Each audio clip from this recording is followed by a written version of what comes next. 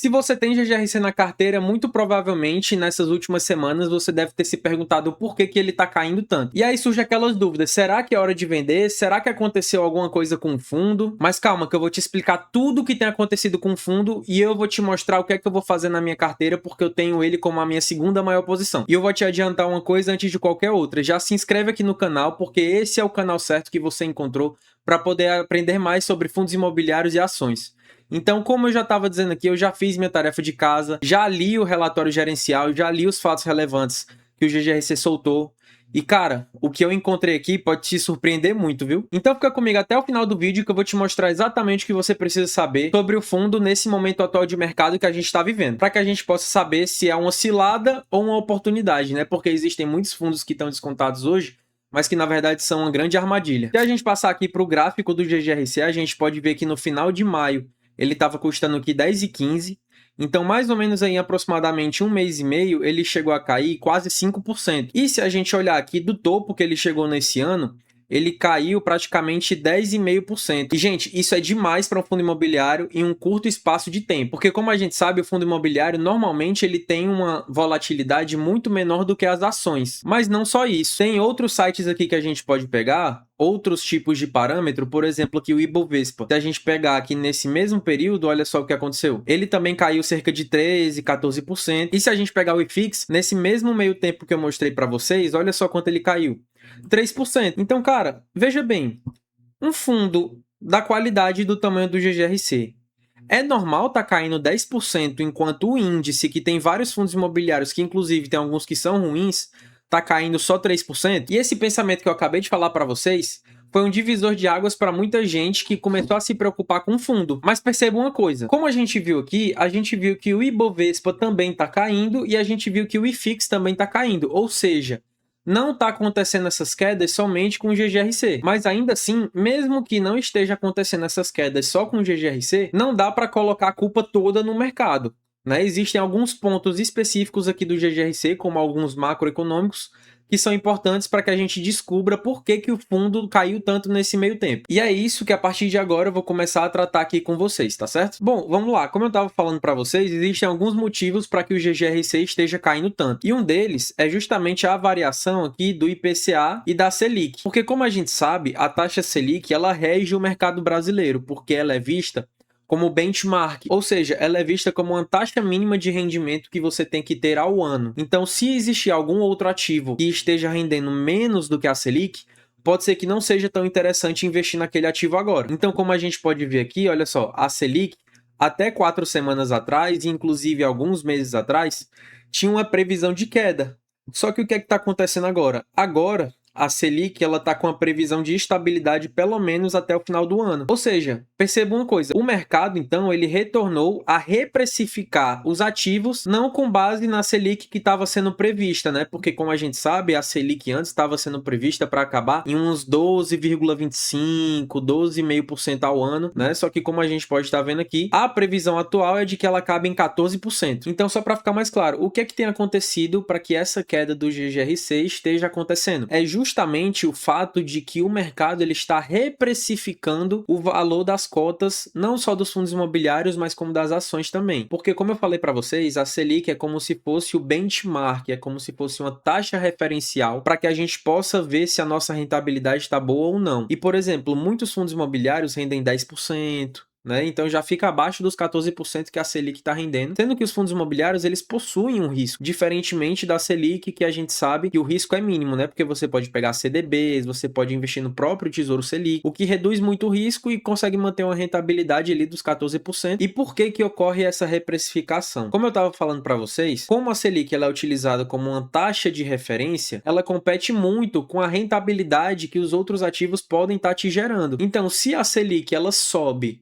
ou se a Selic ela não cai como o mercado espera, alguns investidores passam a pensar que é melhor investir na renda fixa, que não tem risco, do que ter um risco um pouco maior nos fundos imobiliários, sendo que a rentabilidade não está maior. Porque, como eu falei para vocês já em outros vídeos, no mundo dos investimentos, a gente tem um negócio chamado triângulo dos investimentos, em que a gente tem a liquidez, a rentabilidade e o risco.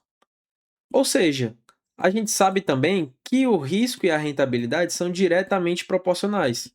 Então, Por que que alguém iria se expor a um fundo imobiliário que tem um risco maior do que a Selic, sendo que a rentabilidade pode vir a ser menor ou igual à Selic? E acontece justamente o que eu estou falando para vocês. Os investidores, eles preferem tomar menos riscos para que tenha uma rentabilidade de 14%. Então, nesse cenário que eu acabei de falar para você, a única coisa que pode acontecer é justamente as cotas dos fundos imobiliários e ações caírem. Não somente pelo fato de que as pessoas param de procurar fundos imobiliários para investir, como as pessoas que já estão aportando em fundos imobiliários param de aportar e vendem as suas cotas para ir para a renda fixa. E outro ponto de atenção muito importante que a gente não pode deixar de mencionar é que a taxa Selic, ela também varia conforme a taxa de juros futuras, que também impacta diretamente os fundos imobiliários. Como a gente pode ver, há um tempo atrás, a taxa de juros ela estava baixando, certo? Ó, ela chegou aqui num patamar alto, só que ela começou a baixar aqui em março de 2026. Só que olha o que aconteceu logo depois. A taxa de juros futura, ela começou a subir de novo e já voltou aqui para o patamar de 14%, como a gente pode estar vendo aqui no canto. Ó. Olha só, os 14,5% praticamente aqui que a taxa de juros futura está no momento atual. E o nosso segundo ponto é justamente porque lá fora a gente sabe que está tendo uma tensão muito grande entre os Estados Unidos e o Irã, lá no distrito de Hormuz. Então a gente sabe, pelo menos hoje, no dia que eu estou gravando, os Estados Unidos e o Irã retiraram o acordo de trégua que eles tinham e aí as bolsas pelo mundo todo começaram a despencar. Isso porque, como a gente pode ver aqui embaixo, né, os Estados Unidos atacaram alvos no Irã, né, depois do país bombardear navios no Estreito de Hormuz. E a gente sabe que existe uma coisa lá no Estreito de Hormuz, que é a passagem do petróleo, né? E aqui no Brasil, o petróleo é uma das matérias-primas que a gente mais utiliza. E não só isso, porque quando acontecem essas coisas lá no Irã, o preço do petróleo também muda. O preço do Brent do petróleo aumenta. E o que é que acontece?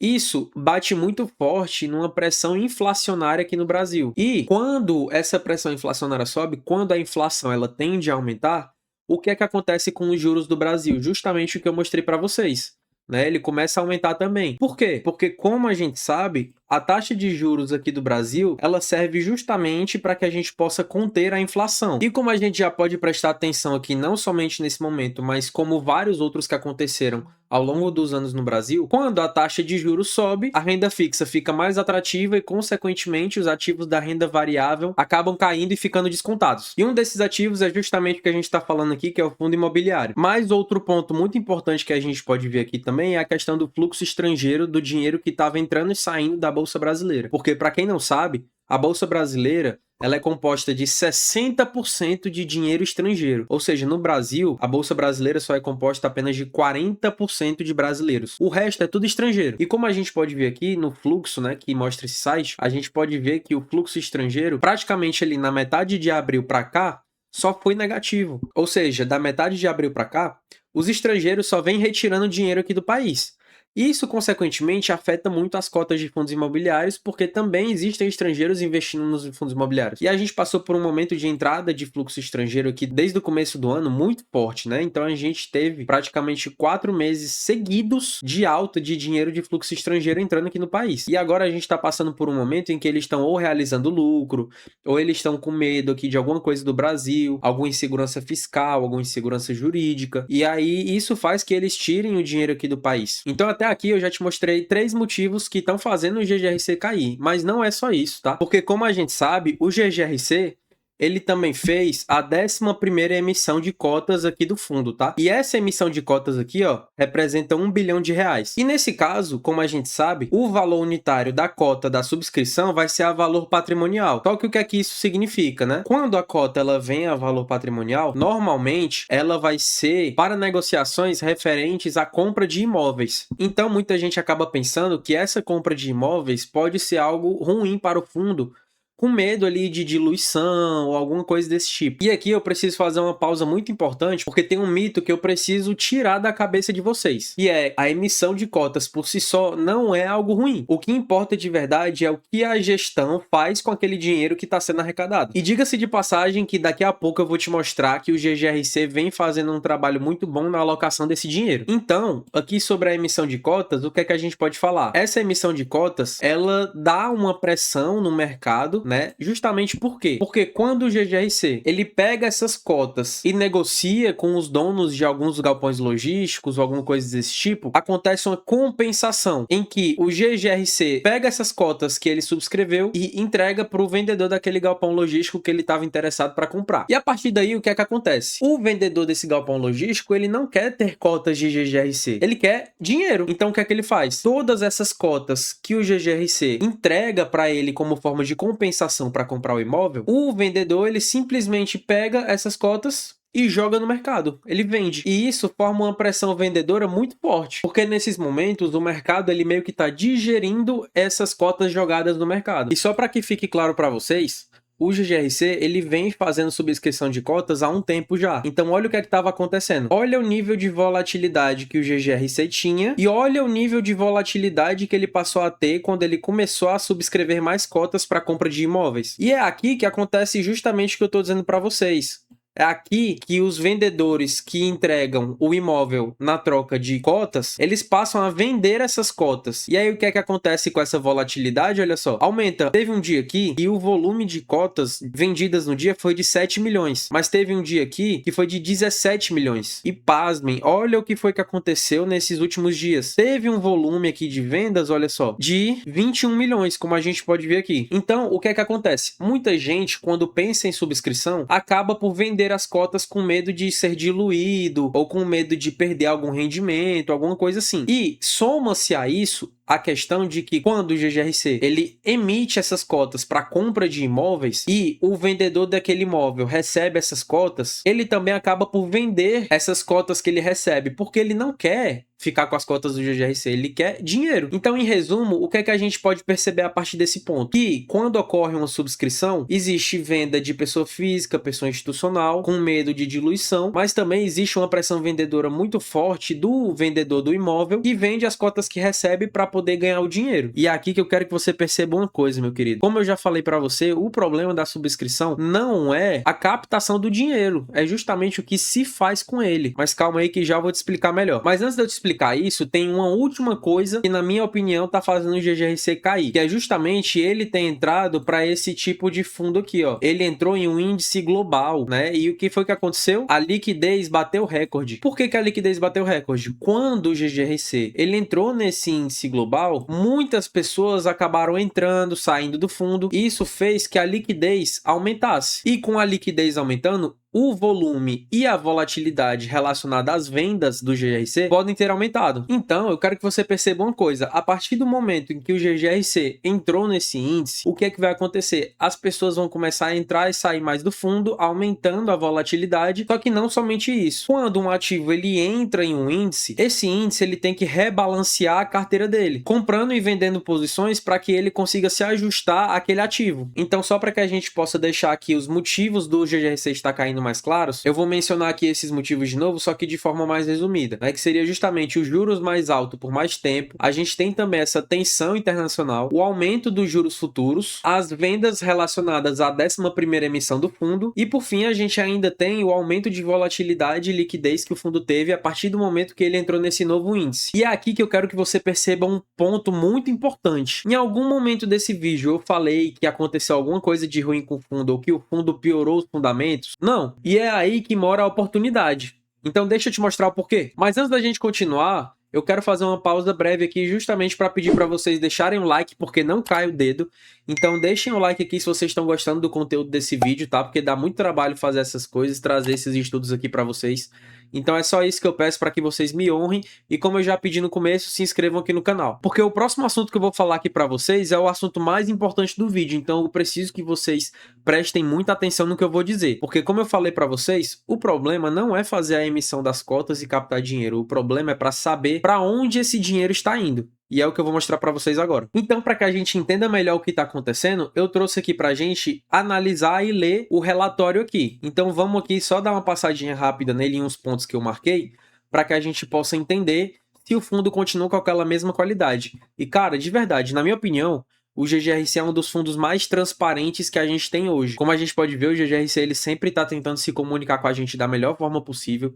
E eu acho que, na minha opinião, esse é um dos relatórios mais bem feitos que existem hoje no mercado. Então vamos aqui trazer alguns pontos importantes que eu acho que é necessário a gente saber. O fundo ele distribuiu aqui 10 centavos por cota, né, como de praxe, porque o GGRC ele já está distribuindo esse valor como valor recorrente, ou seja, esse valor aqui ele consegue estar pagando todo mês, o que no final do mês passado correspondeu aqui a um yield de 0,98%. Só que se a gente for olhar as cotas no preço atual, a gente pode até constatar de que na verdade ele está pagando mais de 1% ao mês, pelo fato de que hoje ele está valendo menos que R$10. E a gente pode ver aqui que ele teve um volume médio diário de aproximadamente 10 milhões, ou seja, esse aqui é o número de negociações que está tendo por dia no GGRC. Outra coisa muito importante que de se mencionar é que o GGRC hoje ele faz parte dos 10 maiores fundos imobiliários em questão de números de cotistas. Ele está com aproximadamente aí uns 356 cotistas, ó, 356 mil cotistas aqui, ó. Então vamos lá. Passando aqui um pouquinho mais para frente, como eu já falei para vocês, ó, no cenário internacional a gente tem a persistência das tensões geopolíticas no Oriente Médio, que advém ali principalmente da guerra entre os Estados Unidos e o Irã lá no Estreito de Hormuz. Isso porque, olha só, esses conflitos estão contribuindo para a volatilidade nos preços do petróleo e assim reacendem preocupações quanto aos impactos inflacionários em escala global. Isso não afeta somente os Estados Unidos, porque como a gente pode ver aqui no Brasil, acontece a mesma coisa, ó. Existe uma pressão inflacionária e isso fortalece uma percepção de pausa no ciclo de cortes da taxa Selic, que é o que eu falei para vocês. Hoje, a taxa Selic ela está prevista para terminar o ano em 14%, sendo que há um tempo atrás ela estava ali prevista para terminar o ano com cerca de 12,5%, 13%. E já passando aqui para alguns destaques que aconteceram no GGRC no mês de maio, olha só o que eu falei para vocês, ó. Ele foi incluído aqui nesse índice, né, que aumenta a liquidez e a volatilidade do fundo, que pode estar causando sim uma pressão vendedora, mas não só isso. Como a gente pode ver aqui também, ó, o que é que está acontecendo? Está acontecendo o avanço da 11ª emissão, em que o GGRC ele está se utilizando desse dinheiro para poder fazer a aquisição de alguns imóveis, como a gente pode ver, a aquisição do CD de Diadema, aí tem a aquisição também aqui, ó, do Garuva A e Camaçari. E tem outra coisa aqui que eu preciso falar com vocês, olha só, é justamente sobre o cap rate dessas compras que ele fez, tá? Ó, a gente pode ver aqui que o cap rate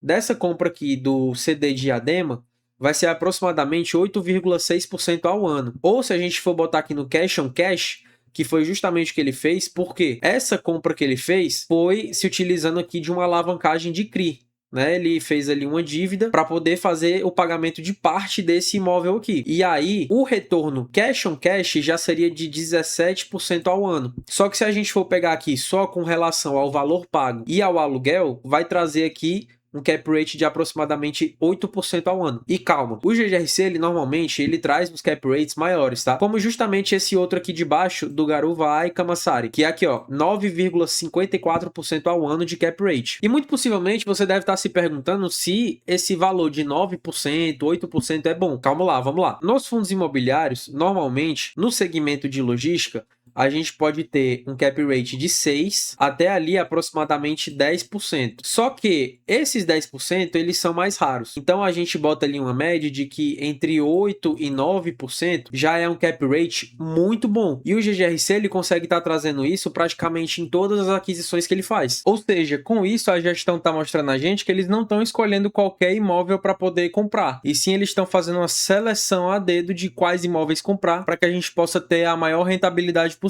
Dando continuidade aqui, a gente tem outros pontos importantes de se citar aqui no relatório do GGRC. Eu marquei aqui essa parte da pergunta porque, olha só, embora a inclusão possa contribuir para fluxos adicionais de investimento no curto prazo, em função do rebalanceamento de veículos que acompanham esses índices, o maior objetivo é ampliar gradualmente a participação do capital estrangeiro de longo prazo na base de investidores do GGRC. Então, isso demonstra justamente que o fundo ele tem uma transparência boa, ele tem uma qualidade boa e está atraindo a atenção dos investidores estrangeiros. Dando continuidade aqui, a gente tem a DRE do fundo, né? Que seria justamente o que a gente pode ler aqui, ó, que é a demonstração de resultados. Então, o que é que a gente tem aqui, ó? Nessa demonstração de resultados, a gente tem o total de receitas que advém de locação, lucros imobiliários, receita de renda variável, receita de renda fixa e outras receitas. Aí a gente tem aqui também algumas despesas, que é normal, e a gente tem aqui o resultado e a distribuição por cota. Como a gente pode reparar aqui, nesses últimos meses, o resultado gerado ele foi menor do que o resultado distribuído. Mas isso é ruim? Não necessariamente. Por quê? Porque o fundo normalmente ele tem uma reserva, ele tem um caixa. Então o GGRC ele faz pagamentos estáveis sempre. Ele sempre tem essa reserva para quando ele precisar, ele poder gastar. Então, toda vez que o GGRC ele precisar dispor desse caixa, ele vai conseguir. Por exemplo, ó, nesse mês aqui de abril, ele teve que dispor de 2,5 milhões,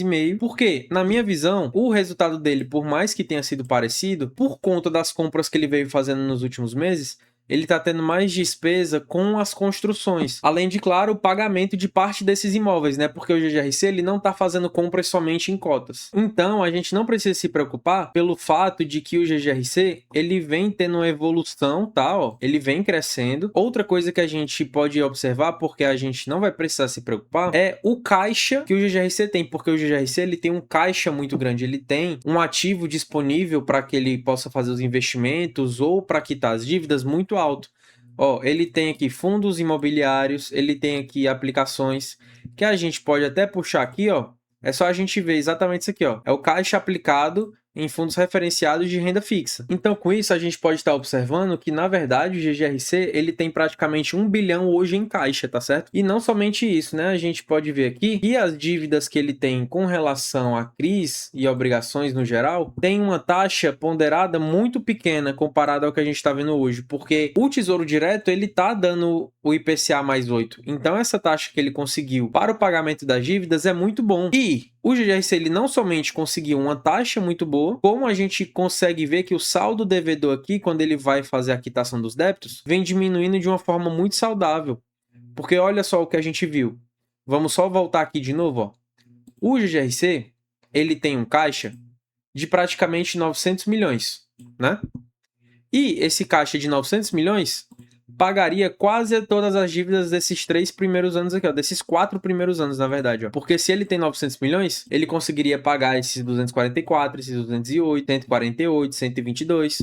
Então a gente consegue ver que o tempo que ele tem para poder pagar as dívidas do fundo são muito grandes. Então aqui a gente percebe que o fundo GGRC, ele tem uma taxa muito boa para o pagamento das CRIs e ele também tem um saldo devedor em que a amortização ela vai acontecer ao decorrer dos anos e o GGRC tem um caixa muito grande para poder fazer essas amortizações. Outra coisa muito interessante da gente observar são os inquilinos aqui do GGRC. Em maio de 2026, a composição dos inquilinos está dessa forma aqui. Só que como a gente pode também observar, o GGRC está planejando aqui para terminar o final do ano dessa forma aqui, ó, com uns inquilinos um pouco mais diluídos. Porque isso, querendo ou não, diminui um pouco o risco do fundo também, tá? Principalmente o risco aqui das Americanas, que tá ainda em recuperação judicial, então, querendo ou não, é um inquilino, assim, que tem um certo risco. Descendo aqui mais um pouquinho também, a gente pode ver aqui o cronograma de reajustes e o vencimento dos contratos. Como a gente pode ver aqui, em 2026 tem pouco vencimento de contrato, em 2027 tem um pouquinho, só que tem uma coisa que é muito importante de se prestar atenção. Quando o inquilino ele quer sair, ele tem que avisar em até 6 meses antes. Só que os inquilinos aqui do GGRC, eles são muito bons e os imóveis que o GGRC possui também são muito bons. Então eu creio que os inquilinos não vão sair, mas sim continuar no fundo para que a gente consiga ver os contratos sendo renovados. Mas não só isso, outro ponto aqui que a gente pode observar é que a vacância física do GGRC é muito pequena. Ou seja, se a vacância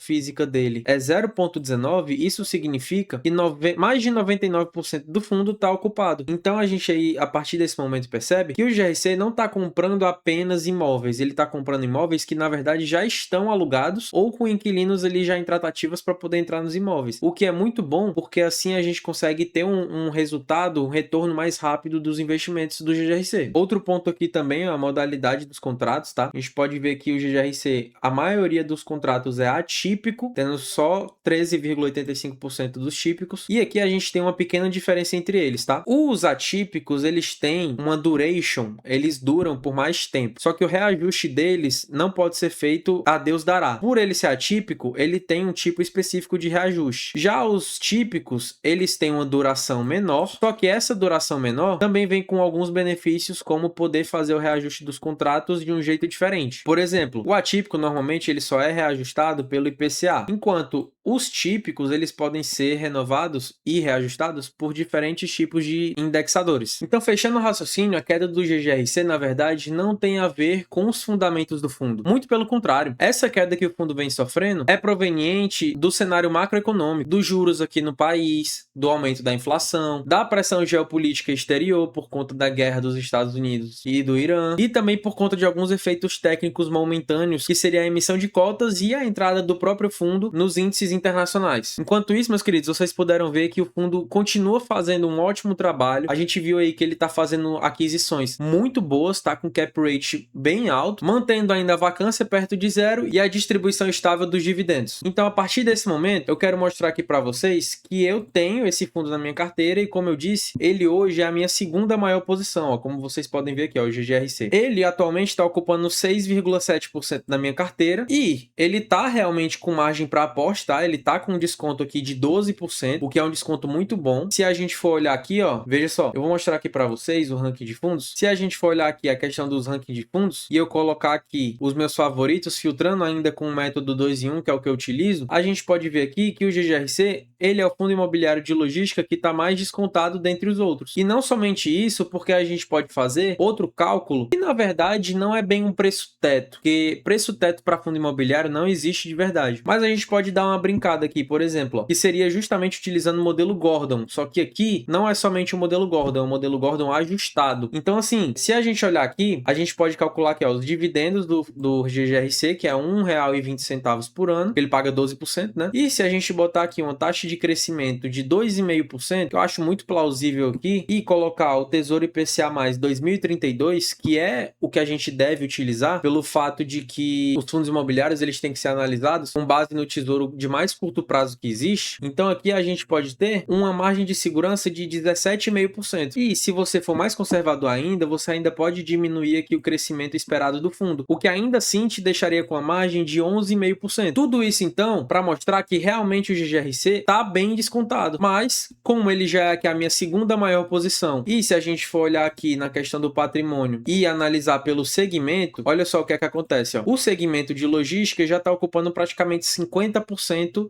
da minha alocação de fundos imobiliários. Então, o que é que eu posso já adiantar para vocês? Infelizmente, eu vou deixar essa oportunidade do GGRC passar por enquanto, porque ele já é a minha segunda maior posição e eu preciso diversificar um pouco mais aqui a minha carteira de fundos imobiliários para poder também respeitar o balanceamento e o desbalanceamento. Mas, se você não tem ele na carteira ou a sua posição nesse fundo é pequena, eu acho que, na verdade, isso aqui pode até ser um aporte óbvio, até porque se não fosse uma das minhas maiores posições, eu com certeza estaria comprando. Então, se esse vídeo te ajudou a enxergar o GGRC com um olhar já um pouco menos preocupado, já deixa o like aqui porque isso já ajuda demais o canal, porque assim a gente também consegue alcançar mais pessoas que têm essas dúvidas sobre o fundo no momento atual. Então, como eu já falei antes também, se inscrevam aí no canal para que vocês possam me acompanhar aqui nessa jornada e para que vocês também não percam a leitura dos próximos relatórios dos fundos. E também já deixa aqui nos comentários se você já tem o GGRC na carteira e você vai comprar, ou se você vai esperar ele entrar em um pouquinho mais de oportunidade e esperar ele cair um pouquinho mais. Porque eu quero realmente ler a opinião de vocês aqui embaixo, tá? E meus queridos, esse foi o vídeo. Papai do céu abençoe muito vocês e até o próximo vídeo que será excepcional.